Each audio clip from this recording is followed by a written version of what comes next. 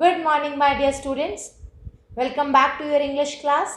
And today we are going to read our chapter number 4 of Beehive. In this chapter, we will learn about a great scientist, Albert Einstein. So, let us start our chapter. This chapter is about Albert Einstein. He was a great scientist. The title of the chapter, A Truly Beautiful Mind, refers to Albert Einstein. This is a short biography of his, where some of his qualities have been highlighted. Albert's interest in mathematics and physics, and also his humanitarian attribute. The title, A Truly Beautiful Mind, makes one wonder that how can a scientist's mind be beautiful? It is so, because in this lesson we come across another aspect of Einstein. He was a humanitarian.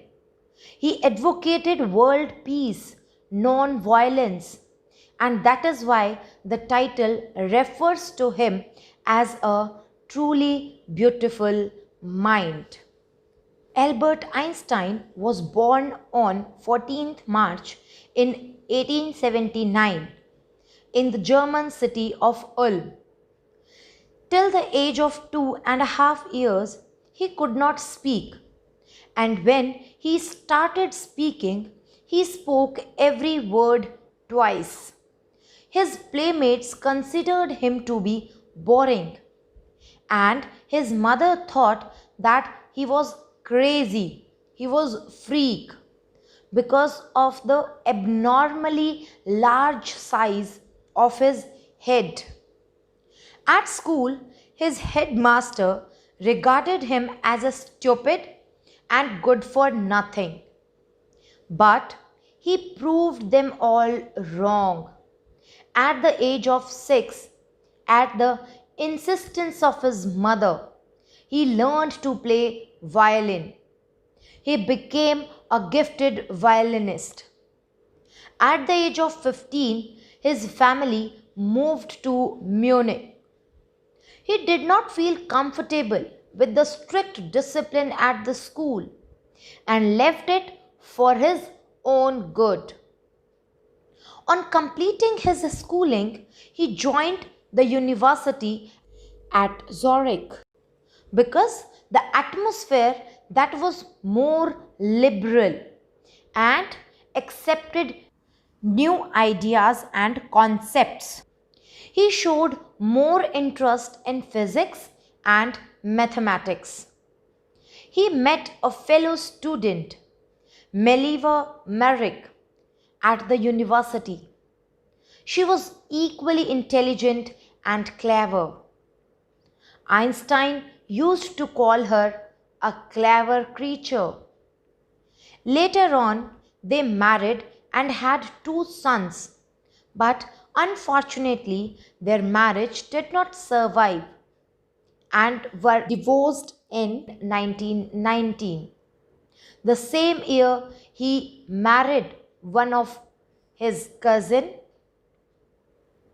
After completing his education, Albert worked as a technical expert in the patent office at Bern. There, Einstein called his desk drawer at the patent office the Bureau of Theoretical Physics. Why? Because the drawer was where he used to store his secretly developed ideas. Here, he worked secretly on his idea on relativity. In 1915, he published his paper on special theory of relativity, followed by the world famous equation E is equal to mc square. In 1915, he published his paper on general theory of relativity, which gave an absolutely new definition to the concept of gravity.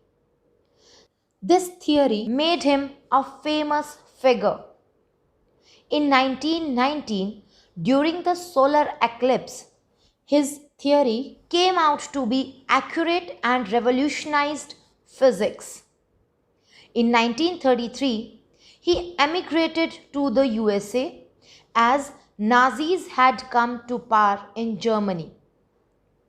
He did not want his finding and research to be used for destruction. In 1938, when Germany discovered the principle of nuclear fission, he was the first person to write to the current American president, Roosevelt, about the dangers of the atomic bombs.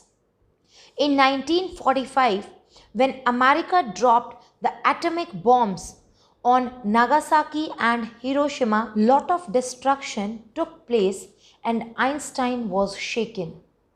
He wrote an official letter to the United Nations organization.